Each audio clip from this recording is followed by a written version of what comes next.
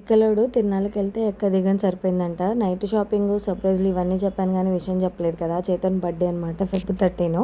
So, వాడికొని తీసుకొచ్చి దాచిపెట్టిన watch అయితే వాడు లేచేటప్పటికి హ్యాండ్‌కి పెట్టాను. ఇది వాడి ఎక్స్‌పీరియన్స్ అయితే. అదే ఎక్స్‌ప్రెషన్ అయితే వాడైతే షాక్ అయ్యాడు. కొంచెం హ్యాపీగా అనిపించాడు. గిఫ్ట్ చిన్నదైనా సరే నాకు ఇలా సర్ప్రైజ్‌గా ఇవ్వడం ఇష్టం అనమాట. ఇక నైనశ్రీకి ఫస్ట్ టైం అంటే అంతకుముందు చెప్పులు తెచ్చాను గానీ దానికి అవి చెప్పులు ఇలా వేసుకోవాలని తెలియదు కదా! అలా తెలిసిందనమాట. ఇప్పుడు దానికి ఊహ వచ్చిందనమాట. చెప్పులు చూసి దాని రియాక్షన్ చూడండి.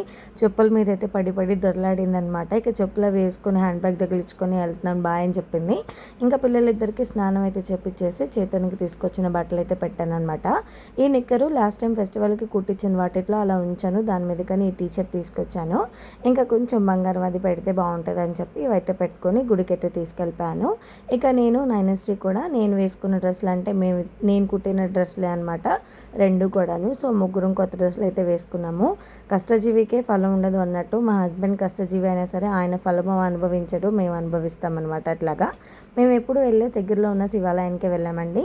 ఈవెన్ నా మ్యారేజ్ డేలో కూడా నేను మీకు పెట్టాను చూడండి ఒకసారి. లాస్ట్ టైం చేసిన దానికన్నా కూడా ఈసారి అయితే అభిషేకం చాలా బాగా అనిపించింది అనమాట. సో, అభిషేకం అది చూసిన తర్వాత ఇంటికైతే వచ్చేసి బ్రేక్ఫాస్ట్ చేసుకొని స్కూల్కి వెళ్ళాలి. సో, వాళ్ళ డాడీ వెళ్ళిపోతున్నారనమాట ఆఫీస్కి. సో, బ్లెస్సింగ్స్ అయితే మా దగ్గర తీసుకున్నాడు. నెక్స్ట్ వ్లాగ్లో కంటిన్యూషన్ పెడతాను. ప్లీజ్ సబ్స్క్రైబ్ చేసుకోండి.